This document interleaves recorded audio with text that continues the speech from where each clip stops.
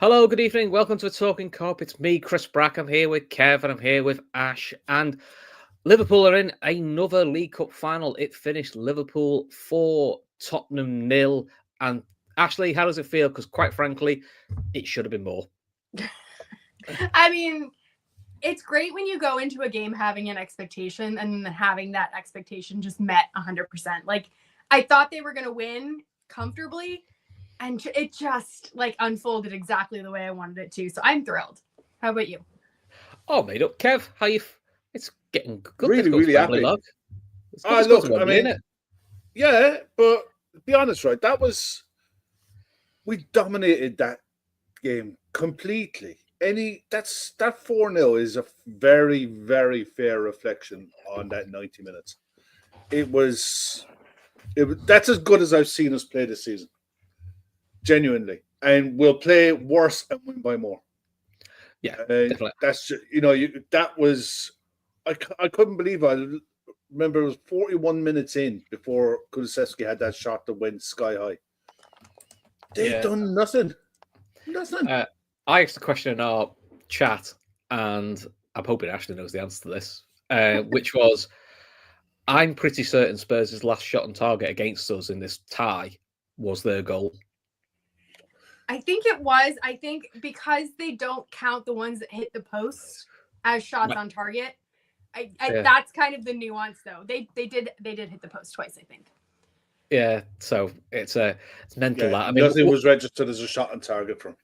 Yeah, I mean, we'll have fun with them in a minute, but let's talk about us first. So let's talk about the lineups first. So, any sort of surprises for you? The lineup was a couple. I suppose McAllister not starting as one. Yeah, but other than that, not really. I suppose Alisson. I was surprised he was we're just resting him, and yet he was very coy. He was very coy, like, well, he might. I haven't decided who's playing. Then listen. Yeah. There was a comment actually by Slot that said the only reason he played the first leg is because he was gaining match fitness, and otherwise it would have been Kelleher that was playing, and so that it was always the plan to put Kelleher back in for this leg, which we didn't know, but it makes sense. It makes sense that he would be given the cups because he's an amazingly capable second goalkeeper. So it'd be interesting to see. Will Slot do what all other managers tend to do, which is the reserve keeper plays the final, or will he actually go? Yeah, will he go? Or will he go? That's my first final, and as much as some people in the chat don't like me saying this, it seems pretty common knowledge that Keller's probably going to be off in the summer. You don't spend £30 million on a keeper you're not going to play, or at least have as your backup. So, I mean, so first Kelly had nothing to do tonight. I think he had a couple of routine stuff, but nothing scary. Just clicking the ball in the air, pretty much. And he had a couple pressures. Like, I think Spence did a good job kind of running at him, but I'm trying to find the good notes for them because there's not that much that they did well. Yeah. So apart from McAllister, I mean, Nunes getting his starts. So we're not doing the Diaz 9. Yeah, I did. I thought he didn't really have any sort of big chances. He had the header, which to be honest was quite a loopy cross, which was generate all the power, and we had the Bradley cross, which was just an instinctive near post prod. If you look in, it goes in. But I thought he worked their back line, and was sensible. Unlike the other number 9, who was just far too fired up. And we'll talk about it first because it is the first talking incident. Because whether we agree with it or not, it is a thing that people talk about. But Richarlison goes down holding his face. Is he caught in the face by Van Dijk's elbow? Yes. Do I think it's a swinging elbow? He's gone to take him out. No, he's gone he's gone to hold him off. He's caught him, and there's nothing. It's one of them, isn't it? Football's a contact sport. There's going to be contact. It was accidental. Virgil can't help being 6'4", and Richarlison's like 5'11". And it's just it's nothing. You see that all the time. And in fairness, it's the one thing. If you ever get hit in the chin, you don't have to get hit by much. You will go down like a sack of spuds. But yeah, Richarlison was playing on it and played for everything. Then after that, it was like he felt it was injustice done against him, as he usually does. Look, in fairness, he's got a good scoring record against us. He does. The fact he went off was quite a good thing for us. Yeah, but it didn't matter. Ultimately, I looked at that. Was it talking point? Yeah, I get it, but it didn't make any difference to the game. They didn't get anything with him on the pitch. They weren't going to get anything with him off of it. It's just is what it is. But it was his attitude was symptomatic of the first half. It was complete total frustration from Spurs because they just could not get near the ball. What did he go off injured with? I didn't even see what he did. His right calf. I think he was grabbing his calf. There's some sort of muscle injury. Yeah, he hasn't been back long, has he? No, I think he's probably either re-injured something or he felt something and thought no. And look, if he felt something, fair enough, it's the right thing to do. But I didn't think there was anything much in it. A manager, a Spurs player getting re-injured under Ange Postecoglou. Who'd have thunk it? It never happens, does it? Well, it's not surprising with the amount of injuries they do have. When they get someone back, they throw them straight in. I suppose the only saving grace they have for them, they didn't put Mickey van der Ven back in straight after the weekend. Whether there's anything, I've heard rumors that he's after re-injuring himself. We don't know, but look, at the end of the day, I couldn't give a flying fuck, to be honest. They've also got to be came out and said that he wasn't going to play him in his pre-match press conference. He said he didn't want to rush him back. Yeah.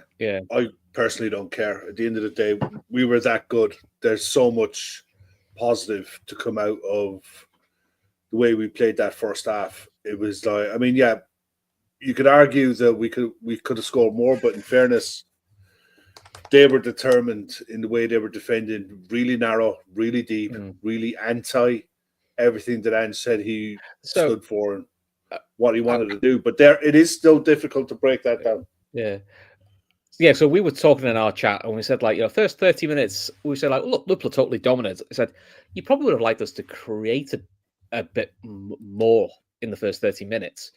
But Kev touches there, Ash. That is the most organised I've seen Spurs. Defensive low block. Look at hit Liverpool, which I thought Liverpool coped with them counterattacks really well, which kind of dispels, and I've got to call it for what it is, bollocks. That Ange won't change the way he plays. He only plays one way. He's never going to compromise his style. And he's always not entertain nonsense. You're like, well, you clearly can set a side up to defend and still be dangerous, and it isn't going against the way you want to play. So, if I was a Spurs fan, you would sort of be saying, "Where's this logic been in some games when you've been ahead?" This common sense approach, which is, defend when you need to.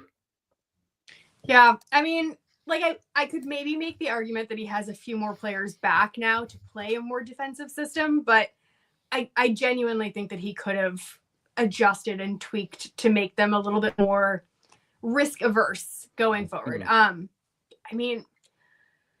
don't know. I think this team, I think the Spurs team has it in them to be more defensive. I just think he chooses not to. And they did set up to play well today. Because that midfield does well. That's a midfield you go on. That's built to protect. It's still a talented midfield that can go forward, but and they're all really good players.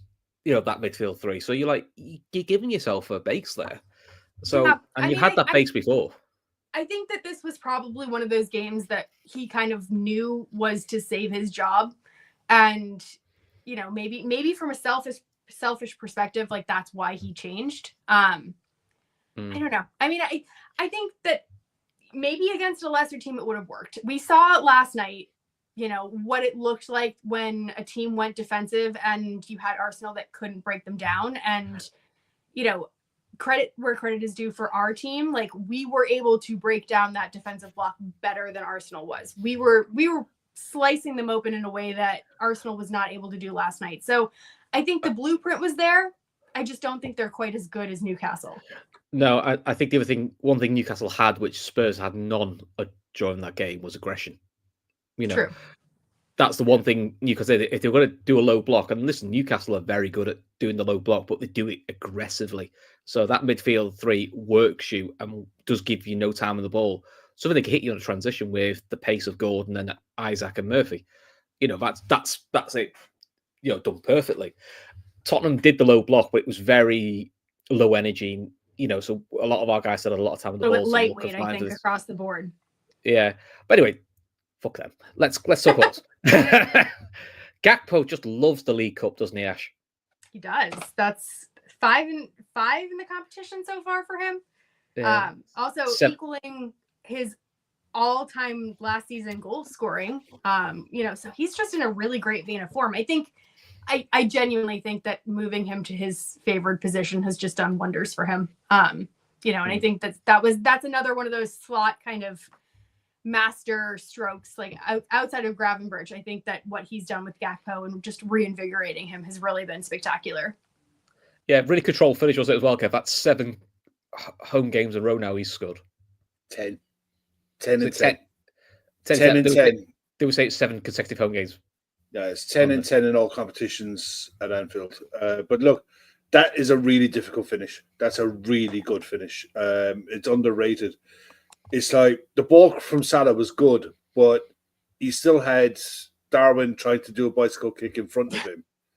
And he still had, I honestly thought it took a nick before it got to him because it looked like it slowed up. There wasn't any real pace on the ball, so he had to get all of the power from a standing hit. He wasn't running onto it, and the ball was back. The ball was high, so he had to get it down as well. That was a fantastic finish. So much so the XG for that. I mean, I know people hate the XG. The XG for that is 0.13. So it tells you the level of difficulty, as well as the fact that the keeper really should have got across. It's one of those chances that you've seen played them sliced or ballooned over. It's ballooned, sliced, can hit at the keeper, you name it. But no, he finished that really well, and it was deserved. Loves a first-time finish. Yeah, it was coming. That goal was coming with the amount of shots that we had from outside the box that they were getting blocks on. There was a couple of half chances, never really worked keeper, not much, but the pressure that they were under, it was relentless. They couldn't get out. And anytime they did get out, we won it back. I think even with the goal, we won that ball back in transition. And I said it in our group, I felt that's where the goal was coming from, because once they were set in their low block, they were really difficult to break down. But we won the ball as they were trying to break, and they were more disorganized because you got players that are either new to the club or new to the position and not used to it, and they just got caught out. And it was a brilliant ball from Salah. Great finish. Totally. A few were asking why are we getting ads on a live stream. News to me. I didn't know we got them. Yeah, sorry if you are. Sometimes it happens on YouTube now and again, but yeah, if you are, apologies. It's out of our control, unfortunately. Yeah, so let's see if we can fix it. Ooh. You follow it? Because, hello. Unfortunately, I'm not going to try and pronounce your name because I'll get it wrong for Uzbekistan. Excellent. Nice. Welcome. So, second half, no changes, and it was just relentless. Liverpool, they just went back on top of them and let the pressure go on. And you saw the best of what Darwin gives you of his pace. That pass by Mo to him is ridiculous. He loves that pass anyway. And then Darwin's pace makes that a perfect pass and nailed on penalty. He's one, the keeper has to come out, but Darwin's just too quick for him. Yeah, the keeper has to pull out though. He can come out and make the attempt to play the ball, but if there's any hint that you're not going to be there, you have to pull your hands away and make Darwin shoot. If you can distract him, if you can do something to try to put him off, fine. But yeah, Darwin was always getting there, and I thought it typified his game all night. Relentless work rate and pursuit of something that, if that was Jota running onto that, I wouldn't have fancied him to get it. But Darwin's extremely. He's probably got hurt. He probably got injured as well. Yeah, it's just Darwin worked his nuts off all night long, and he deserved something to come away from that game that he can say, yeah, I made the penalty. And my word, what a penalty. Because Ash, you said I thought you missed it. I was like, I can't believe he missed it. Yeah. Like from the angle that I I saw and the power that he put on it, I swear I thought he ballooned it over. Yeah. When you see it from behind the goal, it's top bins. It's as top as top can be. It is top bins. It was fantastic. But it made me super nervous. Yeah. I think again, sorry, I was going to say it was really well deserved, really well worked, brilliant pass to find him. But at this stage, we may as well have a quick chat about it. How many corners did we have? How many corners did we have? It was my running pet peeve throughout this entire show. We have like a group chat, and all I was saying is another one where we absolutely horrendous. Me and Ashley were taking the piss out of all. And listen, we'll talk about the fourth goal, but yeah, every corner, like for fuck's sake. And then in that game, the first time we took a decent corner, it's clear as the fucking line. You're like, yeah, because there was one. I thought, and it's a really good. To be fair to the keeper. And fair to the keeper, he does everything that you want. You know, he makes himself big from that, but he just needed a touch. That was on 48 minutes, that one. And that was the second corner and a half. Robertson whipped it in, and Szoboszlai got the run on the defender, got the header. He almost just headed it back towards goal. It wasn't like he tried to put his forehead right through it. He flicked it back towards goal. And Darwin was coming in behind it, and so was Gakpo was coming in behind it, and the keeper just was Johnny on the spot, and he just put his hand up and parried it, and they cleared it. But again, we started the second half the way we finished the first. Spurs would have gone in at halftime, right? We got to try and adjust something to break in. We were having none of it. We just completely, totally ripped them to shreds. And when the second goal came, it was like, okay, you're ahead in the game, you're ahead in the tie, but it's still only a goal. It's in the back of your head, isn't it? It's managing it now, isn't it? Yeah. At some point, though, they're going to have a chance. They're going to have something. And it's always in the back of your head, like, you need a third here. One thing before you guys move on, because I'm going to quickly nip off in a sec. Yeah. Connor Bradley, what a tackle. I mean, usurped Son, and that's not, that's like his Mbappe one, isn't it? It was. Yeah. He's just taking out like prime senior players like it's his job. I mean, look, Heung-min Son isn't the force that he was, but at the same time, he's still fair. If you're going in like that for a tackle, if you're going in for a tackle like that, you have to make it, and he made it. And on the back of it, the crowd got up, and it just. It's that extra 5 minutes of energy that the players will get. I thought he was absolutely ridiculous tonight. He was pacey too. There were several times where I think he was up against their new player, who's no slouch, and he just he's not. Met him stride for stride. It was, I don't know. Overall very impressive performance, given the fact that he's been out for such a long time. So he's really just gaining his match fitness back, and I didn't see him miss a beat. No, he was excellent. Good to see Dave T in the chat, Newcastle fan. Say it's the final we wanted. 2 proper club fans. Yeah, listen, it'd be good. It's good to see Dave in the chat as well. He's always good fun. So yeah, listen. We'll talk about the final later, but it is going to be an exciting final because I think it's two sides. And look, there's always a good bit of needle between the two sides in a good way. So it's what you want. So let's go on to we brought some subs on. I mean, this is the thing that we need, isn't it? Which people keep talking about is our bench. Look at the players we got to bring on. McAllister is coming on. It just is a different level. And I think sometimes our squad depth is probably a bit over maligned. But to bring on the likes of Jota and McAllister as your options. Most clubs are die to have those sort of options. So you've got to celebrate them when you have. And listen. The subs combined, and Dominic Szoboszlai took his goal really well, Ash. And to be honest, it's good for him to get another goal because as Slot rightly points out, in that 10 position, he wants goals and assists. Yeah, well, it's another one where Bradley, has a key role in it. I think his run really made it, and then you saw McAllister control the ball in the middle of the pitch. He gets it to Bradley, and then Bradley just lays off. Just such a great pass for Szoboszlai to just ease it into the goal without any issues. And it's just nice for us to be like I feel like there was a period of time where we were going through a blip where all of the shots were going straight at the keeper or they weren't hitting the target at all. And it's so nice to actually see us free flowing and scoring with this kind of regularity. And it's something that Slot has kind of done on the DL, but our shots have just increased progressively since we had that blip kind of post Christmas time where, you know, it's been rectified completely. And it's amazing how quickly he's done that. Yeah. Also for likes of the chat, hello again, mate. To be fair, he's win, lose or draw. He's always in the chat, and to be fair, Arsenal Life is always good value. To be fair, so, but before we talk about our fourth goal, because there's a lot for me and Ashley to talk about for this one. Don't forget our charity partners, fan supporting food banks, and the Lighthouse Cafe in Dublin. So the aim is to try and get both of them. To try to get to 10k, 5k for each charity. All the details are in the description below.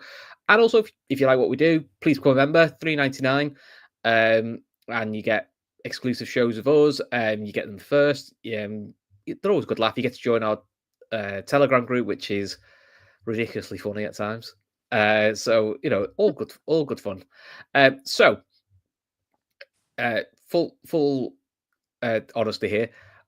I think I messaged you guys going, these fucking corners, and I think I said all we need now is a goal from a corner because that'll just cap this game off. And it wasn't Kev like because you're on Now TV. I'd seen it in advance, and literally Van Dijk scored. I was like, Jesus, we're gonna lie down. My word. I think I threw in like statistically one of our corners has to come off just by numbers alone because they had been so absolutely horrible.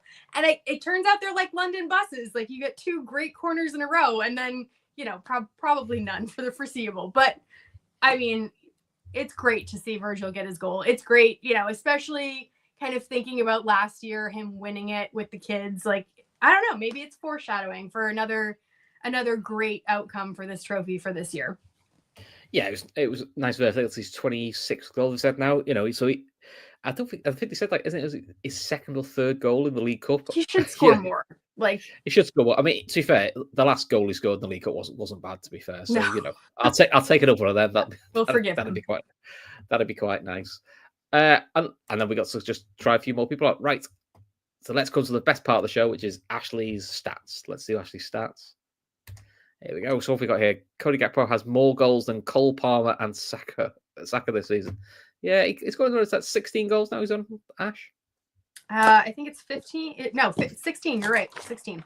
16. So you know, he's equaled his goal tally for all of last year already. Yeah. So and since the defeat at Nottingham Forest, Liverpool have scored 2+ goals in all 16 of their games at Anfield. It's the club's joint longest ever run of scoring 2+ goals within a single season, which is outrageous. I don't know if you've got the stat here, actually, but oh no, you have. This is the one that you and me were amazed at. Yep. This is from Michael Reed. He's a good follow, got loads of Liverpool stats, does stuff on Liverpool TV. Mo Salah has now both scored and assisted a goal in the same game 50 times for Liverpool. To put that into context, the next closest in the Premier League era is Steven Gerrard with 27. That is ridiculous. Yeah, it's 50 times he's done goal and assist. It's different level. He's a joke. You know, he's a joke of a player. But enjoy it no matter what happens between now and the end of the season, and whatever he decides to do with his career. Same for the rest of them, to be honest. Enjoy him while we can because these players are rare. You know, he is a rare breed of a player. Unbelievable. Yeah. Queef Kelleher didn't face one shot on target, arm-rested two keepers in one game, which is a nice bit of needle there, which I've always good for. Jamie Carragher said it was never in doubt before the game. It's Tottenham. When did Tottenham ever win a big game? Jamie Carragher now pretending remember he's a Liverpool fan again. Just depends on which mood he's in for Sky. For the XG nerds, he's on. Yeah, for the XG nerds, 4.37 versus 0.19. I'm surprised Spurs was that high. And then it was 26 goals to 4 and 5 big chances to 0. I think the other big chance was the Jota header, wasn't it, Ash? Because that's the other big chance I can really think we missed. Yeah. Yeah, I mean, he should have done better with that. He was clear on goal. He should have done better. I think there was one that Ibu probably could have done better as well, but he got, head smushed. So I'll forgive him for that. Yeah, and then go on, you can ring Postecoglou because you love you love him, don't you, Kev? Look, I mean, once he turned around and says, ultimately Liverpool deserves a victory. They were by far the better team. We couldn't get a grip of the game defensively or on the ball. No shit, Sherlock. We had a total of 14 corners in that game, right? And we had 2 good deliveries. That needs to improve, doesn't it? It's one of those things. You look, and in fairness, I'll give Arsenal their credit. The one thing that Arsenal are very good at is repeating the delivery that they put into the box. Yeah. Well done. That's comments of the night. That's comments of the night. Brilliant. Cheers, Jonathan. But Arsenal put the same delivery into the box all the time. Yeah. So if you're a defender, if you're a forward, you can time your run, knowing that the ball is going to be in a certain area. We don't. And you can change the corner kick taker, you can change the personnel around it, but the players who are going to be in the box are going to be the same.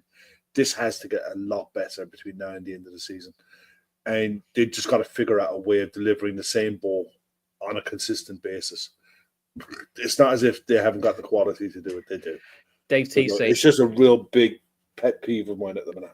Dave T is saying next time you read a Postecoglou quote, can you read it with your head down? Looking like you're looking at your shoes. Because that's how he replies to every message. Davey, I'll tell you what, mate. I'm severely dyslexic, and the fact that Chris made me read that is like, I'll get Chris back later for that. I forgot about it. Oh, yeah, but it's Postecoglou, so I thought you wouldn't mind. Moran Ann said it's disappointing. It's not the fact we've come here and lost. It's difficult for anyone to come here, but I would have liked us to play more like who we are tonight. But you did. You got battered 4-0, which is it looked Spursy to me. That's the side you've created, Yeah. So let's talk about a few other things that sort of Liverpool related. This is the best one. Fast Tortoise. Gary Neville's prediction went tits up. Honestly, Gary Neville is like Paul Mercer. If they whoever they back is knackered. For those who haven't seen Gary Neville's prediction, he backed Tottenham for a draw. His exact logic for that was, I don't know how they'll get a draw, but I feel like they'll get a draw because the game will be emotional. I don't know how they'll do it, or they'll get a draw. I can't remember the last time that we were dragged into an emotional roller coaster of a game. Yeah, I didn't see Manchester United, but it was emotional in the crowd. The actual game wasn't. Yeah, the players. I can't remember the last time I've seen the players get emotional in a game, as in the sense of, like, you saw it with Arsenal when they beat City. You actually saw it last night with Newcastle in the way that they beat Arsenal last night. And I don't blame them. You know what I mean? To get into a League Cup final against... And it was probably not against the odds because they were 2 up, but converting that 2-0 lead into a win, into a good win, where they absolutely deserved it. I thought it was mature by Newcastle because even the post-match celebration, while they were happy, don't get me wrong, everyone's happy we're in a cup final. Yeah. It wasn't the euphoria, probably wasn't as big as the euphoria of 2 years ago because it was the first cup final since the 90s, wasn't it? 96. Yeah. So it almost felt a bit more controlled, a bit more like controlled aggression, which I think is what they wanted, really. Yeah, it was. I just looked at it overall and thought we were so controlled and it's similar to how we've played all season long. There's patterns of play there that are clearly defined. You know, it's a clear, definite pattern of play of how we build, where players run, and how they press. It's not organized chaos, but there's a method to it that every single player, you can change out the parts, but the machine is the same. It doesn't change. This feels like we clicked into like a different gear. Yeah, we needed this performance. And in fairness, Slot made the point, I think, either in his press conference or in the build-up, where he talked about the fact that if this game had been a week after the first leg, you know, they wouldn't have had their players back or whatever. But at the time we played the first leg, we weren't playing well. You know, we were getting results, we weren't playing well. Whereas now... We were starting too slow, weren't we? It was peak Liverpool blip. Yeah, you factor in the Bournemouth performance this tonight, we're starting to get into a gear now and a rhythm of playing. That's why I think the lineup that he went with was needed. It was everything that you want, and it was a perfect response, really, to how we played in the first leg. Because even in the first leg, the goal that Spurs got was against the run of play, and we really should have won that game as well, and we just didn't take our chances. Yeah. So she makes a good point. Everton next week is going to be hard, and hard to not get emotional. The last Merseyside derby at Goodison, attitude needs to be right. That will be a big test because that will be emotional, and Everton will want to make that emotional. As you should, because it's Merseyside derby, but it's the last one at Goodison. But I think it's going to be a good challenge for this Liverpool side. Yeah, I don't think the players will. I don't think the players will look at it that way. I think you'll see a very different lineup against Plymouth at the weekend, and the main focus on a lot of the players now is going to turn to next Wednesday night. Yeah, Madge Apple brings up one of my other pet peeves is, has Redknapp forgotten that he played for Liverpool? To be honest, I think most people forgot he played for Liverpool. For me, Jamie Redknapp typifies that Spice Boy era. When you hear his punditry and when you hear how he views football and being top of the league in October is playing nice football is all that matters, you could sort of see why Liverpool was so inept when he was captain, when he was on the pitch, Kev, because let's be honest, he spent most of his time injured, and even when he was on the pitch, I felt he was the easiest player to rattle early. I think teams knew that. Rattle him early, Jamie, that was him done. I mean, the thing is, he was a silky footballer, really good footballer, but never had the mentality of the captain for sure. But when you look at the era of central midfielders that he played in, he was never anywhere near remotely close to the level. I mean, at the end of the day, his dad managed. He came through. I think he played at Spurs, but his father was all Spurs. So it's like I know he's all Spurs. He's a Spurs boy, like and at the end of the day, the fact that he got a really good deal to go and play at Liverpool, fine. But you're right. It was the Spice Boy era. We were nowhere. We were nowhere as a club. And he is one of the players that you look back at and you go, yeah. No, we could have done without that. More for Banj. They're a good side in a great moment, flying in terms of all competitions. All their players are in good physical condition. Back and forth. Yeah, no worries. I mean, that's the other nice problem with... It's not a problem, sorry. It's a nice situation to be in, which is... where are we now? First week in Feb, and the only injury we've got is Trent. He's apparently not very serious. No. Whereas you think this time last year, we're getting ready for a League Cup semi-final, and you're going, let's take 11 lads. Our entire team was missing. I mean, I think, what's his name? Ruben Peters. I don't know if I'm pronouncing it right. He's the new fitness coach that, Slot brought with him from Feyenoord. Yeah, if he was part of Arsenal, there'd be in Bjorn somewhere, I'm sure. I'm sure there would, and maybe one day there will be. I don't know, but maybe we should do a mural for our set piece coach because it might make him better at set pieces. Our mural for set piece coaches is a blank wall at the moment. I actually don't even know who ours is, which I think is actually how it should be. I don't know if we have one. If we do, he's not very good. But yeah, no, I mean it's almost like we've got a guy who knows what he's doing in terms of. I'm getting accused of jinxing now. So if we get a load of injuries now, it's all going to get blamed on me. Okay, that's your fault. I don't have that power.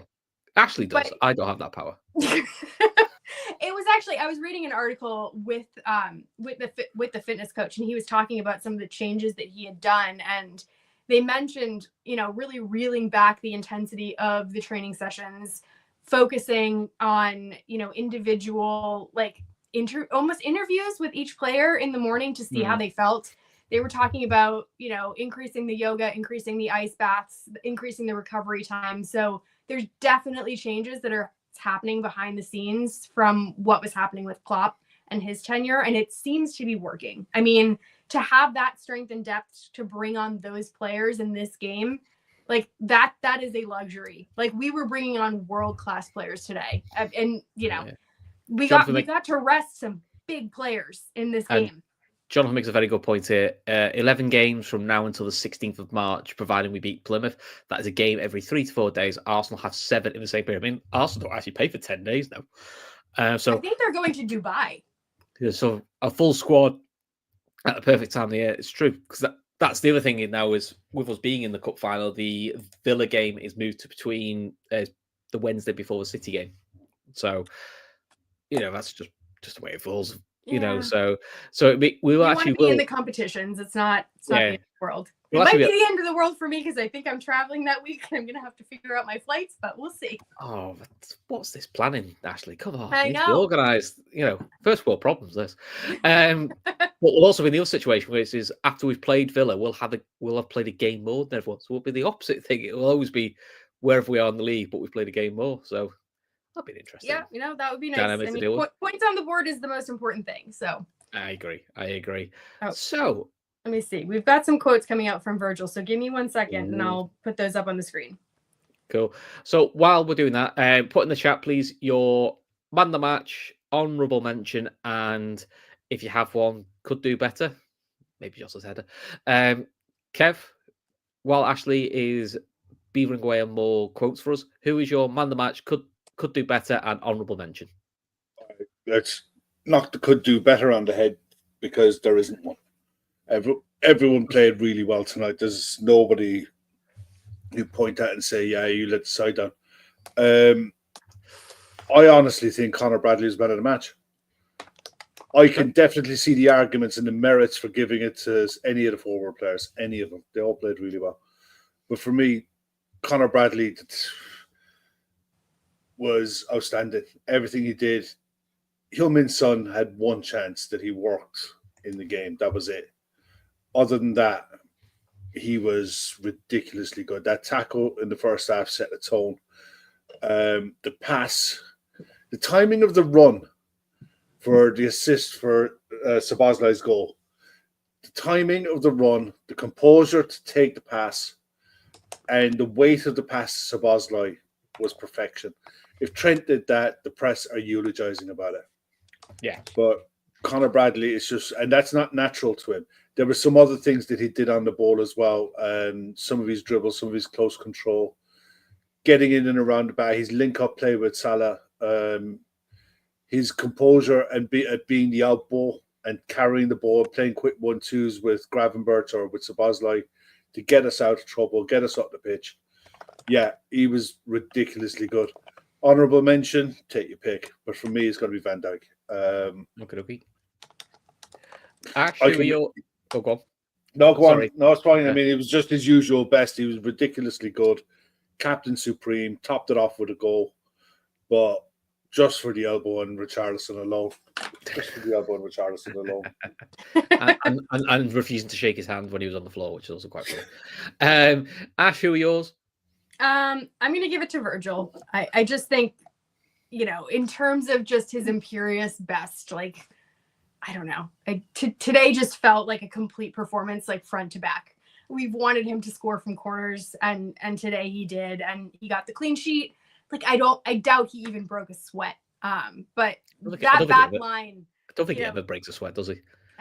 I don't know. I mean, maybe like once in a blue moon. But that back line just looks solid today. I think him and Ibu together, they look like they're back to like their imperious best that they were kind of, I don't know, like September, October, November, where they were really hitting their stride. And who's your honourable mention? My honourable mention, Gakpo. I just think that he's been phenomenal in this competition. I think, I don't think he's talked about enough as a goal threat, and for what he is, he's never getting any plaudits in the media. Like, no one's talking about Gakpo as a goal threat. And, to have this dynamic of our entire front line scoring again, kind of like we did with the Bobby Mane, Mo best period of time. He's getting close to a Mane number season. He's getting close. Which is, saying something. I mean, I think I saw one stat today where it was talking about how Mo Salah has 10 or more assists for 3 players now. Those 3 players are Sadio, Bobby, and now Gakpo. So he loves that. He loves that deep cross to Gakpo back post. It's just something that's really developing. That like the chemistry is really coming along. And like I said at the beginning of the show, I just think that Slot moving him over permanently to that preferred position is just a masterstroke. Cool. Could do better. Our set piece coach, Oh, set piece coach. Fair enough. Our That's the lack open goal. of set piece coach. So for my man of the match, I'll use the open goal. I'll give it to Gakpo because he scores. The first goal was always going to be the vital one tonight, and he got us going. Honorable mention, Darwin. I thought actually his all-round play for a number 9, I thought was good. That's kind of what we need, and that's the facilitator style of it. We would like him to get a goal or two, but hopefully that'll come. So quickly go through the mentions in the chat, and then I'll do the Virgil quotes, and then we'll get out of your hair because we have another show at 11 o'clock for members. Yeah, so, there's a reason Matt's not here today.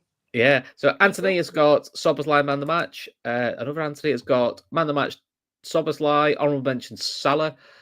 Could do better. Anfield crowd getting impatient. We're going backwards. I think that's a bit of nerves. I thought the crowd was actually quite decent tonight. And also, I like the fact Gravenberch has now got the Gino Wijnaldum song. That seems to be the new thing when he hit the post. Bradley, man of the match for O'Sheen, and honorable mention for Darwin. Okay, so let's do these Virgil quotes. So I'll let you take over, Ash. So Virgil said, "We did very well. I'm proud of the boys, and now we look forward to the FA Cup. Gakpo is doing very well. We need him in the best shape of his life, but he is doing so well." He continues, "Everyone has to contribute to scoring goals. We will face a very intense Newcastle." And he finishes, "When the time is right, we will prepare well. I'm always proud to be leading out the boys, but these occasions are special. When the time is there, we will be ready."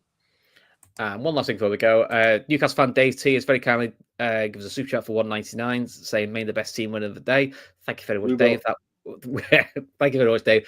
But thank you for the super chat. That will go towards our charity partners. But much appreciated, and it's always good fun to have rival fans of the chat, especially Dave, because Dave's good fun. To be fair, yeah. Right. One thing though, one quick thing before we go. Go on. No matter what happens in that final, Newcastle will either get a monkey off the back and finally win a trophy, or Arne Slot gets his first trophy of the Liverpool era. There's a story with either side, no matter what happens. It's going to be a great final. Our third in a row, too. Is it first time? I think it's the first time we faced Newcastle in the final since 1974, which is the FA Cup final. Yeah. Which Dave is hoping was a repeat of, but I wouldn't remember. Bill Shankly's last game. Yeah. I think so. Was that also when the left back played the whole game with a broken collarbone? Which was that the Leeds? Oh no, sorry, that was the Leeds one. I look that old. I technically am that old, but you are that old. I was 2, so it doesn't count. Cool. Right.